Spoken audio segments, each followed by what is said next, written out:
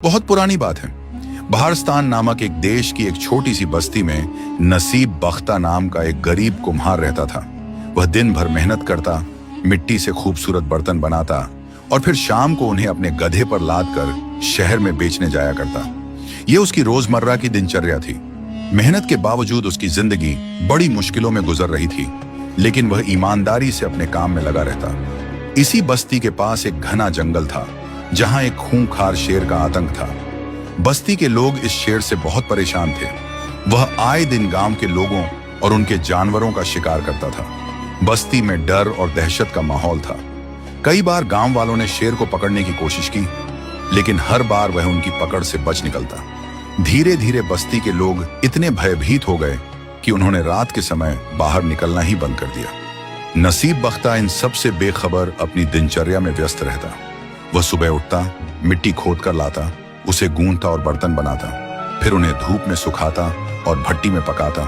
इस मेहनत से तैयार किए गए बर्तनों को वह शाम के समय शहर में बेचने जाता। इसी तरह उसकी जिंदगी गुजर रही थी।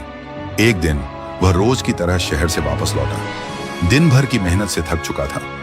आमतौर पर वह अपने गधे को अस्तबल में बांधता था, लेकिन उस दिन थकावट इतनी थी कि उसने उसे घर के आंगन में ही एक पेड़ से बांध दिया और खुद सोने चला गया। उधर जंगल में तेज आंधी तूफान आ गया। हवाएं इतनी तेज थीं कि बड़े बड़े पेड़ जड़ों से उखड़कर गिरने लगे। बिजली की कड़क और बादलों की गड़गड़ाहट से पूरा जंगल कांप उठा। शेर उस समय अपने शिकार की तलाश में निकला था, लेकिन इस खौफनाक तूफान को देखकर वह भी डर गया। शिकार करने का इरादा छोड़कर वह खुद को बचाने के लिए सुरक्षित जगह ढूंढने लगा।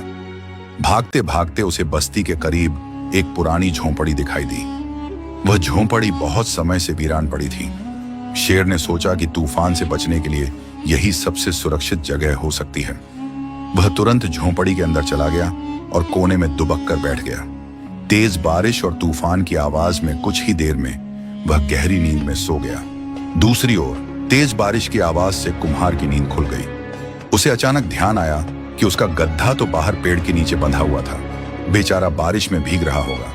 वह फौरन उठकर बाहर आया, लेकिन वहां पहुंचकर जो देखा उससे वह हैरान रह गया। गधा वहां नहीं था, केवल उसकी जंजीर जमीन पर पड़ी थी। कुम्हार घबरा गया। उसने सोचा, लगता है मेरा गधा जंजीर तुड़वाकर बारिश से बचने के लिए कहीं भाग गया है, मगर जाएगा कहां? जरूर किसी झोंपड़ी में जाकर छुप गया होगा।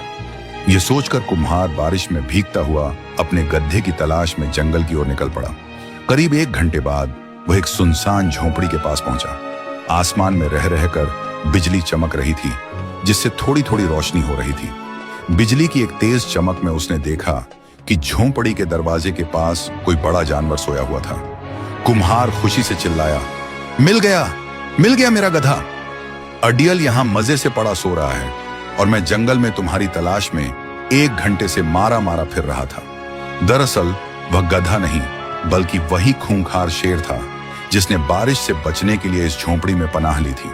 लेकिन अंधेरे की वजह से कुम्हार नसीब बख्ता अपने गधे और शेर में कोई फर्क महसूस न कर सका। वह गुस्से में भरा हुआ था, इसलिए बिना कुछ सोचे समझे उसने शेर के सिर और कंधे पर 2-4 थप्पड़ जड़ दिए और छलांग लगाकर उसकी पीठ पर सवार हो गया। जैसे ही वह शेर की पीठ पर बैठा, उसने जल्दी से रस्सी को कसकर पकड़ लिया ताकि यह गधा रास्ते में कहीं भाग न जाए। फिर गुस्से में चिल्लाया, बड़े जिद्दी और ढीठ हो गए हो तुम। जंजीर खोलकर भागने की हिम्मत कैसे हुई? अब इतने निडर हो गए हो कि घर से भाग निकलो और मैं तुम्हारे पीछे अंधेरे में भटकता फिरूं? कान खोलकर सुन लो, अगर दोबारा भागने की कोशिश की तो चारे में झर मिलाकर खिला दूंगा। यह सुनकर शेर डर के मारे कांपने लगा। उसकी तो जान ही सूख गई। उसने सोचा, अगर मैंने इसके हुक्म की नाफरमानी की तो यह सच में मुझे मार डालेगा। उसके लिए अब सबसे सही यही था कि वह चुपचाप इसकी बात माने। घनघोर अंधेरा था, बारिश तेज हो रही थी और कड़ाकेदार बिजली चमक रही थी। ऐसे में शेर जंगल के रास्ते पर दौड़ते हुए अंदर ही अंदर खौफ में डूबा हुआ था। यह मैं किस मुसीबत में फंस गया? उसे अपनी गर्दन में बंधी रस्सी का फंदा बहुत मजबूत महसूस हो रहा था, लेकिन डर के कारण उसने हिलने डुलने की भी हिम्मत नहीं की। आखिरकार वह जंगल के किनारे बसी झोंपड़ी के पास पहुंचा। कुम्हार ने उसे घर के अंदर खींचा और आंगन में एक पेड़ से जंजीर के साथ कसकर बांध दिया। आधी रात का वक्त था, ठंड बढ़ गई थी और कुम्हार बहुत थक चुका था, इसलिए वह निश्चिंत होकर अंदर जाकर सो गया। सुबह हुई, सूरज की किरणें बस्ती में फैलने लगी। गांव के लोग रोज की तरह अपने काम पर जाने के लिए घरों से निकले।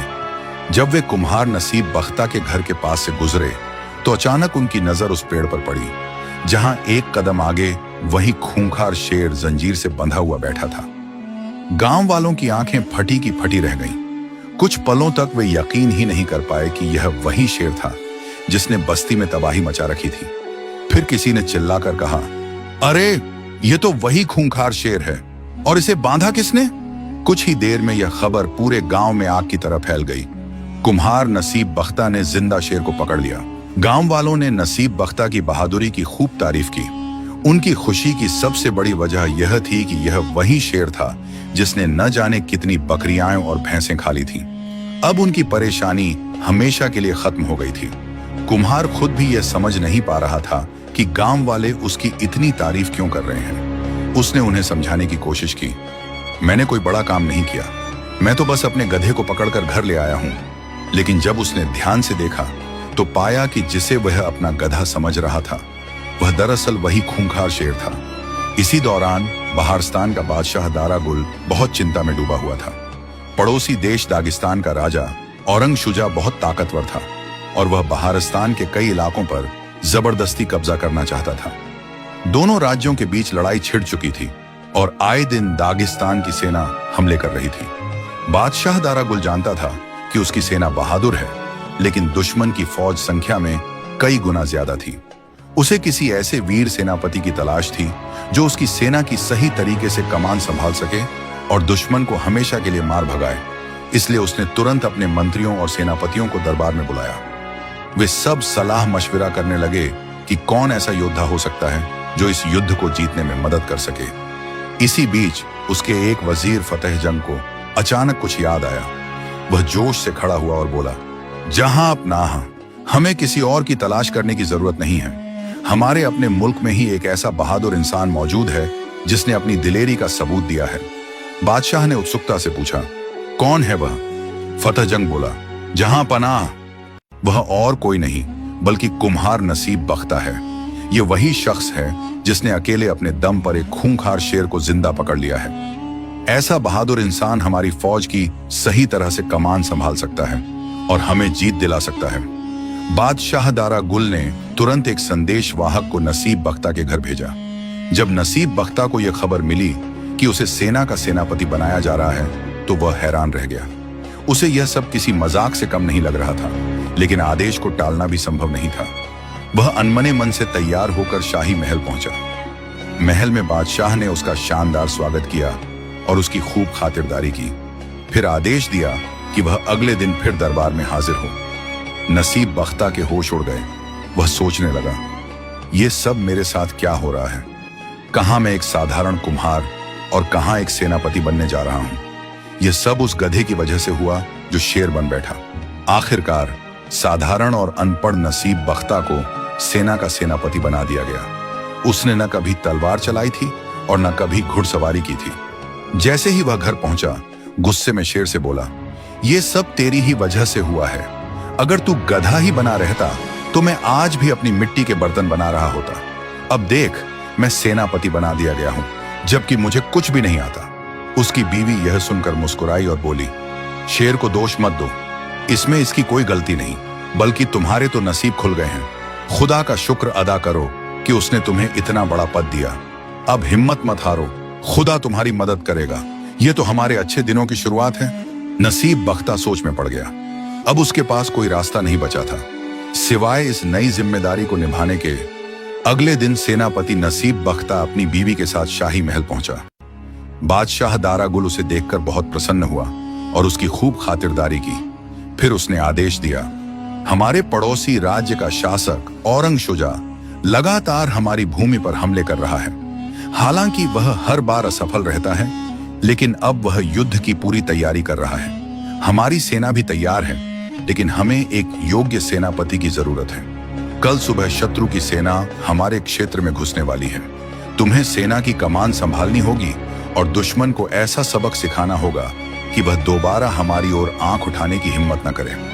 बादशाह दारा गुल ने नसीब बख्ता और उसकी पत्नी के रहने के लिए एक शानदार महल बनवाया।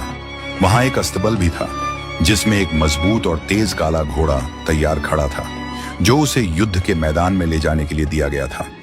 लेकिन नसीब बख्ता पूरी रात सो नहीं सका। वह परेशान था क्योंकि उसने कभी घुड़सवारी नहीं की थी। वह सोचने लगा, अगर मैं घोड़े से गिर गया तो सब लोग मुझ पर हंसेंगे और कहेंगे कि सेनापति खुद ही घोड़े पर टिक नहीं सका। सुबह होते ही उसने अपनी बीवी को जगाया और दोनों अस्तबल पहुंचे। वहां खड़ा घोड़ा वाकई बहुत सुंदर और ताकतवर था। नसीब बख्ता ने चिंता भरे स्वर में कहा, यह घोड़ा तो बहुत ऊंचा है, मैं इस पर सवार कैसे हूं? इस पर उसकी बीवी ने सुझाव दिया, कोई मेज घोड़े के पास रख दो और उस पर चढ़कर इसकी पीठ पर बैठने की कोशिश करो। नसीब बख्ता ने ऐसा ही किया। वह बड़ी मशक्कत से मेज पर चढ़ा और फिर किसी तरह घोड़े की पीठ पर सवार होने में सफल हो गया। नसीब बख्ता को महसूस हुआ कि जीन बहुत फिसलन भरी है। उसने घबराकर कहा, मेरे दोनों पांव रकाब से कसकर बांध दो, कहीं ऐसा ना हो कि मैं रास्ते में गिर जाऊं। उसकी बीवी ने कहीं से एक मजबूत रस्सी ढूंढी और उसके पांवों को रकाब से कसकर बांध दिया। फिर उसने रस्सी को घोड़े के नीचे से गुजारकर दोनों रकाब आपस में जोड़ दिए ताकि नसीब बख्ता का संतुलन न बिगड़े। इसके बाद उसने एक और काम किया, अपने पति की कमर को जीन के साथ अच्छी तरह बांध दिया ताकि वह किसी भी हालत में नीचे न गिरे। नसीब बख्ता ने कहा, अब मेरे हाथ भी घोड़े की गर्दन से बांध दो ताकि मैं पूरी तरह सुरक्षित रहूं। घोड़ा अस्तबल से बाहर निकलने को बेताब था। इससे पहले कि उसकी बीवी उसके हाथों को भी घोड़े की गर्दन से बांध पाती, घोड़ा अचानक जोर से उछला और बाहर भाग निकला। अब हालात यह थे कि नसीब बख्ता घोड़े की पीठ पर एक बोरी की तरह लटका हुआ था। वह सिर्फ रस्सियों की वजह से नीचे गिरने से बचा हुआ था। उसने घबराकर घोड़े की गर्दन को कसकर पकड़ लिया और मन ही मन ईश्वर से प्रार्थना करने लगा, हे भगवान, तूने मुझे एक साधारण इंसान से सेनापति बना दिया। अब मेरी इज्जत और इस राज्य की रक्षा तेरे ही हाथों में है। मैं एक अनपढ़ और कमजोर आदमी हूं, अपनी कृपा से मेरी मदद कर और मेरी जान बचा।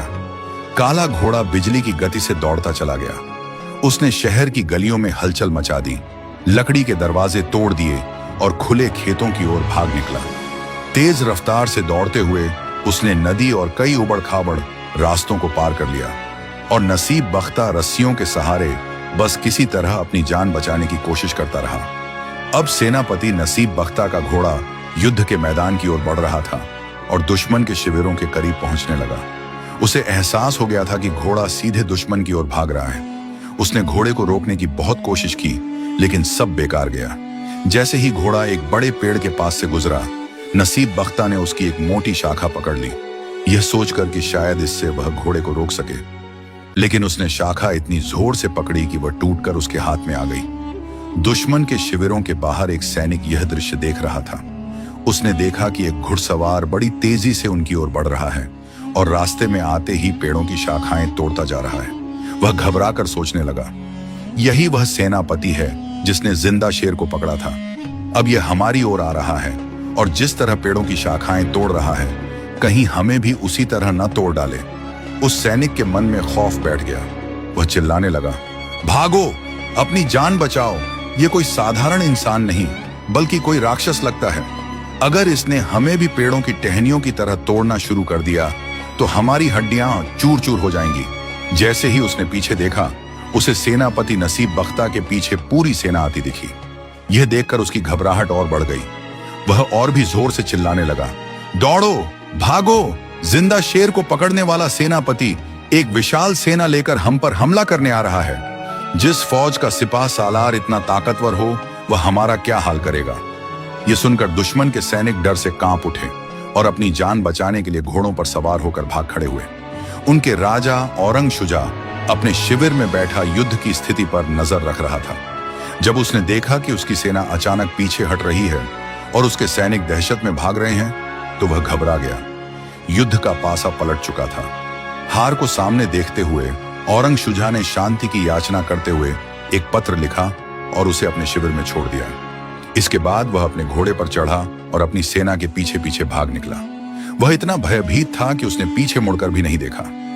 इधर सेनापति नसीब बख्ता का घोड़ा जब दुश्मन के शिविर के करीब पहुंचा तो वह अचानक रुक गया। नसीब बख्ता ने कांपते हाथों से अपने पैरों को रकाब से निकाला और जैसे ही नीचे उतरने की कोशिश की, धड़ाम से जमीन पर गिर पड़ा। यह तो ईश्वर की कृपा थी कि उसे इस हाल में किसी ने नहीं देखा, वरना उसका राज खुल जाता। उसने चारों तरफ नजर दौड़ाई। दुश्मन का कोई सिपाही नजर नहीं आ रहा था, सब भाग चुके थे। अब वह दुश्मन के राजा के शिविर में गया, जहां उसकी नजर एक पत्र पर पड़ी। उसने वह पत्र उठा लिया और अपनी जेब में रख लिया। इसके बाद सेनापति नसीब बख्ता पैदल ही अपने घर की ओर चल पड़ा। रास्ते में लोग उसे देखकर अदब से झुकने लगे। सभी उसकी बहादुरी की चर्चा कर रहे थे, लेकिन उसे तो अपने बदन की टूट फूट की फिक्र थी। जैसे ही वह घर पहुंचा, उसने अपनी जेब से वह पत्र निकाला और अपनी पत्नी को देते हुए कहा, यह पत्र बादशाह दारा गुल तक पहुंचा दो। और हाँ, एक बात ध्यान से सुन लो, ईश्वर ने हमारी इज्जत रख ली है, लेकिन अब मैं अपनी जिंदगी में कभी घोड़े की पीठ पर नहीं बैठूंगा। बादशाह को बता देना कि दुश्मन डर कर भाग चुका है और अब दोबारा हमारे देश की ओर आंख उठाकर भी नहीं देखेगा। लेकिन पत्र में क्या लिखा है ये मैं नहीं जानता।